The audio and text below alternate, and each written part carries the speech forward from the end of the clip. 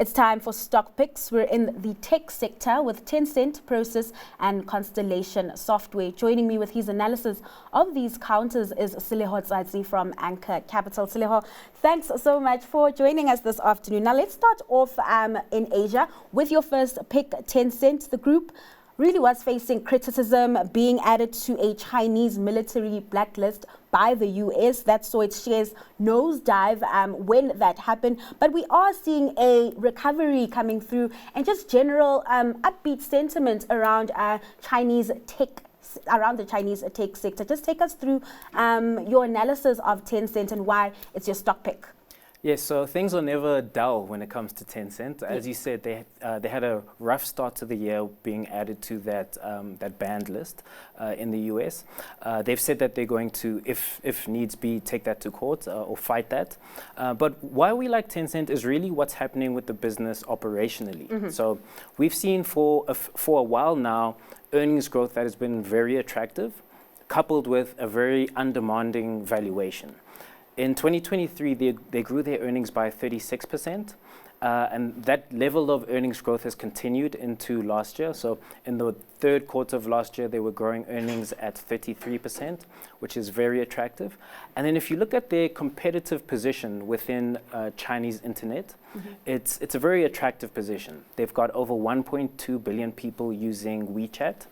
And as we know, in South Africa, WhatsApp's probably a bit more popular, but we know that these messaging apps are very sticky. It's unlikely if you're using WhatsApp, for example, that you're going to switch to something else, on a weekly basis. You're likely to stick to what you use, and we see that with WeChat. On top of that, they own some of the most iconic and I would say defensible video game titles. Really AAA, global, fantastic franchises. And those are very difficult to build from the ground up. Let's take a look at WeChat for a second. You touched on it. It just recently made an announcement around integrating a DeepSeek AI model into WeChat. There's just been really a rapid move to integrate these DeepSeek models into quite a lot of companies' operations, right? The last time I checked, there were about 8 automakers integrating DeepSeek AI models, like I think BYD was one of them. There were a few telcos firms doing the same thing. Would you say this is a sign of China's AI capabilities and the confidence in that? I think the emergence of DeepSeek definitely made investors stand up and reevaluate whether China was or is as far behind the US as perhaps we had all thought it was. Yeah. And I think although we are seeing the likes of Alibaba and Tencent rally as a result of DeepSeek, and for example with Alibaba, it's excitement about their AI being used for the iPhone.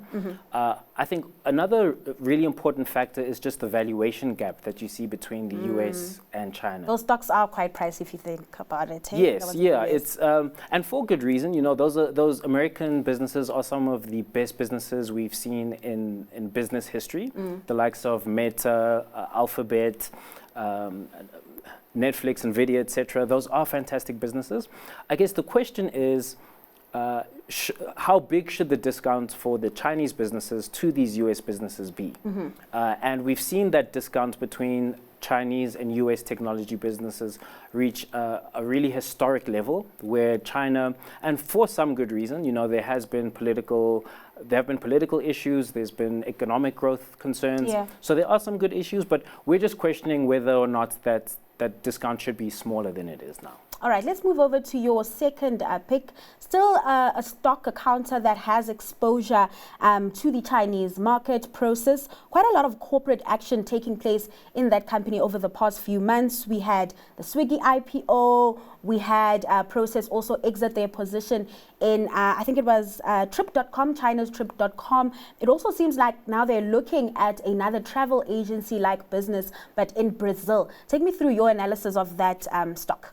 Yes, so I think if you like Tencent, you're very likely to like Prosus. Exactly, yes. So their stake in Tencent is worth about $150 as of today, and Prosus's market cap is now about $120. So the market is essentially ascribing no value or a negative value to the rest of Prosus, the rump or everything outside of Tencent.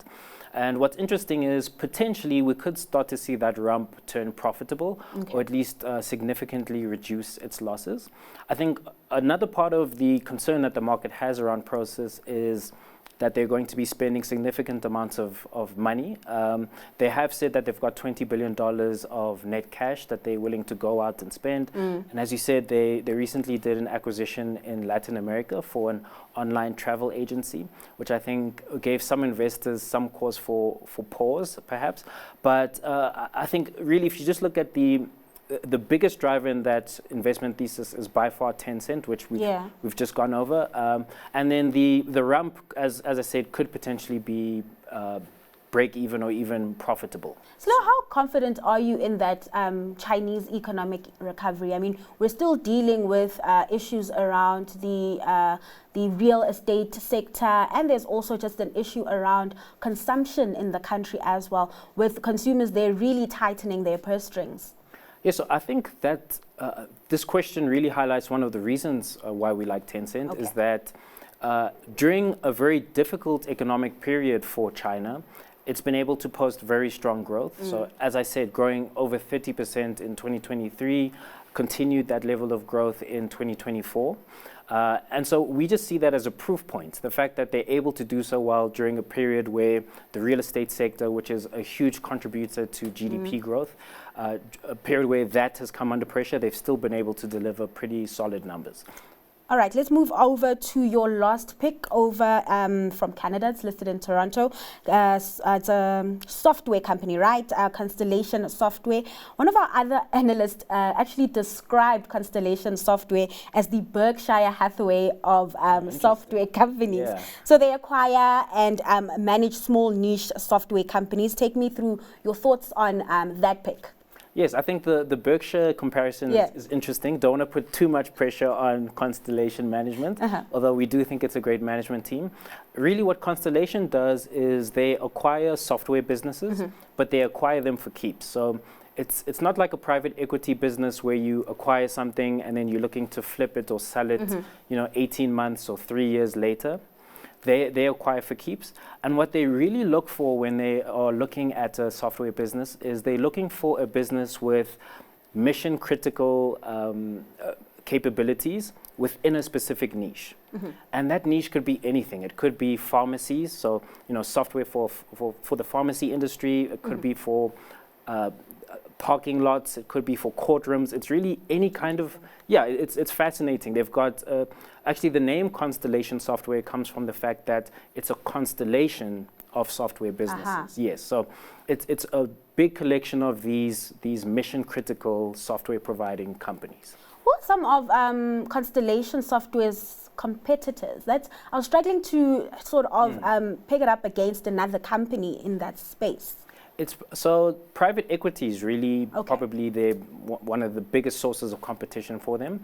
Most of their competitors aren't listed, but a company like Thoma Bravo in the US, which is a private equity business that focuses on the tech sector, that's a company that's going to compete with Constellation Software.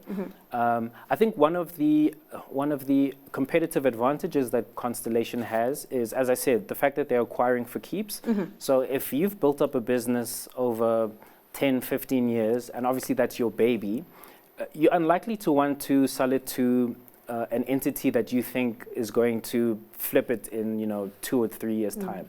You want to find if you care about the business, you're likely to want to find a permanent home for that business.